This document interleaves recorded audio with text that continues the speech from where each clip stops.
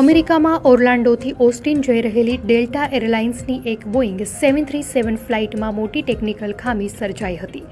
વિમાનના ડાબા પાંખનો એક ભાગ અધવચ્ચેથી છૂટો પડી ગયો હતો, જેના કારણે 62 મુસાફરો અને 6 ક્રૂ મેમ્બર્સનો જીવ જોખમમાં મુકાયો હતો.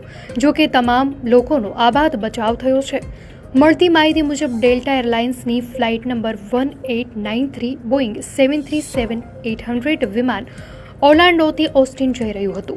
મુસાફરી દરમિયાન મુસાફરોએ જોયું કે વિમાનની ડાબી પાંખનો એક ફ્લેપ આંશિક રીતે છૂટો પડી ગયો હતો. આ દ્રશ્ય જોઈને મુસાફરોમાં ગભરાટ ફેલાયો હતો. મુસાફરે બનાવેલા વિડીયોમાં સ્પષ્ટ જોઈ શકાય છે કે આ ફ્લેપ 12,000 ફૂટની ઊંચાઈ પર લટકી રહ્યો હતો, જેના કારણે તે વિમાનના પાછળના ભાગ સાથે અથડાઈ શકે તેવી ભીતિ હતી. ડેલ્ટા એરલાઇન્સના નિવેદન મુજબ વિમાન ઓસ્ટિન બર્ગસ્ટ્રોમ ઇન્ટરનેશનલ એરપોર્ટ પર સુરક્ષિત રીતે લેન્ડ થયું હતું અને કોઈ જાનહાનિ થઈ નહોતી. વિમાનને તાત્કાલિક સર્વિસમાંથી હટાવી દેવામાં આવ્યું છે અને એરલાઇન્સે આ ઘટના બદલ માફી માંગી છે.